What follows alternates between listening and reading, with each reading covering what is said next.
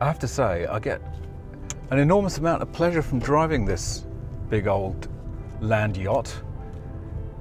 It's actually really amazing in terms of the quality and the ride quality, the build quality. It's astonishing, really. I mean, there's virtually no plastic in here at all. It's either wood or carpet or Alcantara or leather. So the dash here, the top of the dash is all leather stitched.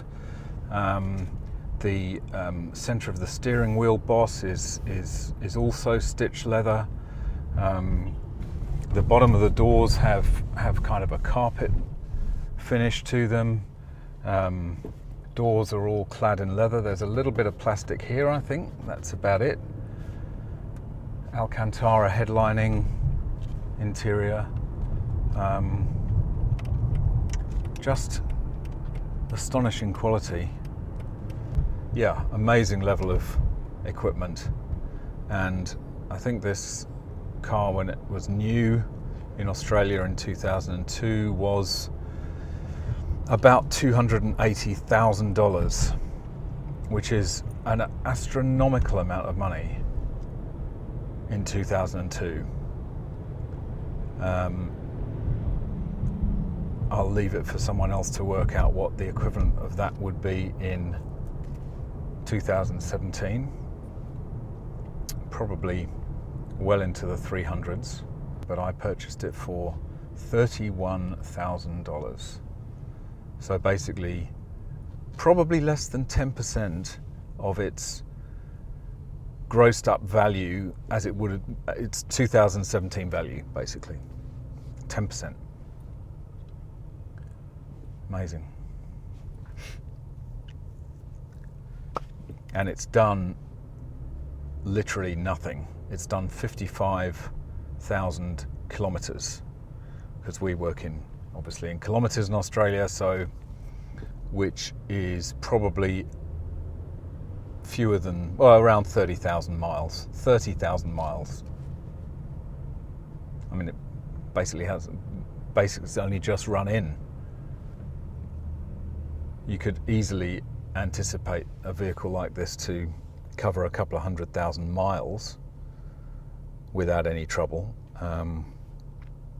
which would be kind of 350, pushing 350,000 kilometers.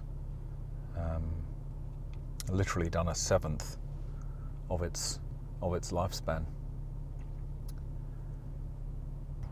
So much equipment, which is good in some ways, but in other ways it can break and be expensive. So it's a double-edged sword. So we've got electric rear blind, which we can put up and down. Then we've got electric rear headrests, which can be dropped down out of the way or raised back up. Then we've of course got the active body control suspension system, which is a hydraulic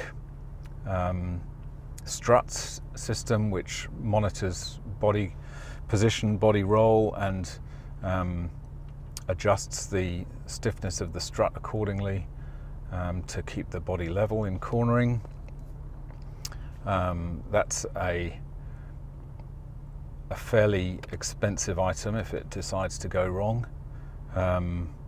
Allows you to raise and lower the car a couple of inches to clear ground obstacles, I guess. It's got a sport mode, which I assume just kind of stiffens up the dampers a bit, but this isn't anywhere near a sports car. It's a cruiser, very much a cruiser. Got a big 5-litre V8 engine, which is almost imperceptible for most of the time you're driving. Only if you really nail it does the sound of the engine become at all intrusive, and then it's not loud by any stretch. It just becomes a more noticeable rumble in the background.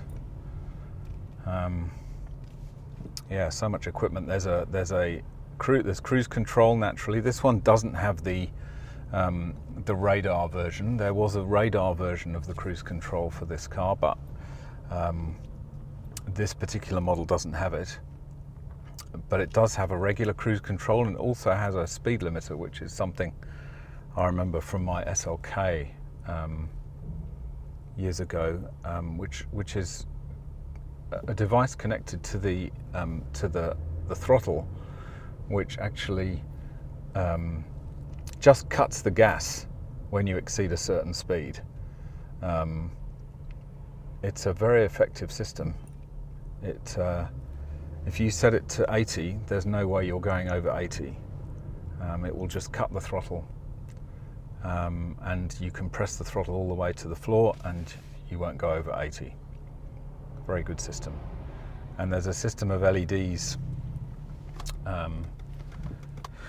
on the dashboard, on the speedometer in the middle, which indicate the operation of the cruise control and the operation of the speed limiter.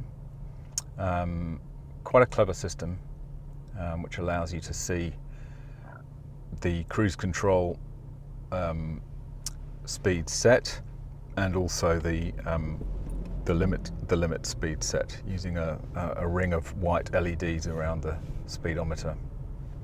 What else have we got? We've got direct phone controls here. We can actually enter a number directly if we've got the, oh yeah, it's a little bug. The park distance control sensor sometimes just goes off randomly in the front. Not a major problem. Got a very rudimentary navigation system which works. Triple zone climate control. I think it's 3 zone. There's a zone in the back, 2 zones in the front. Automatic headlights, which is good. It's got a foot operated park brake. No automatic washers, windscreen wipers I mean, but it does have manually operated headlamp washers. It's operated by a button next to the light switch. Interesting story about this car, because it's me obviously, and you'll see another video in process at the moment about my history with cars.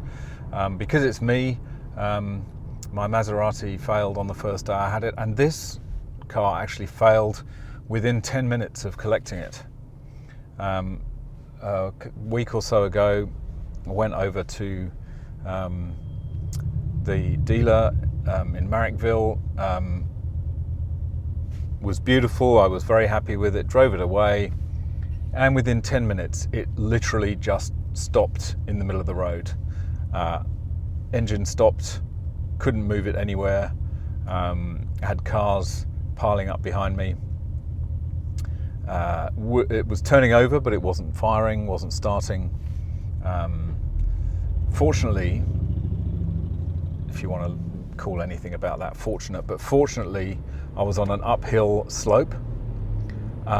So as the traffic behind me cleared, went past me, I was able to put it in neutral, release the brake, and just roll back gently, steering into the curb. So I was able to use gravity to roll back onto the curb. And so did some research on this on my phone while I was waiting, and indications were that it was a crank position sensor. This is apparently a well-known issue with this car, not just this car, but this engine. Crank position sensor just randomly will fail. Often is due to excessive heat, and so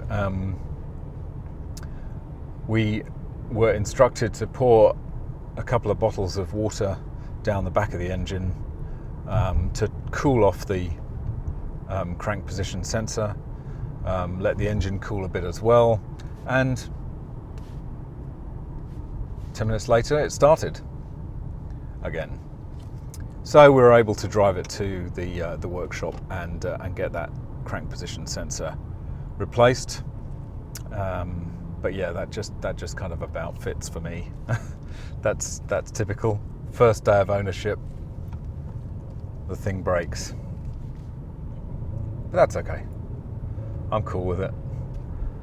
Maserati broke on the first day of owning it, and was in the shop for 4 weeks, so being in the shop for 2 days isn't so bad. Thanks for watching this video. Hope you've enjoyed it. If you did enjoy it, please give the like a click, and don't forget to subscribe, and you'll get notified about all my new videos. Stay tuned for the next episode.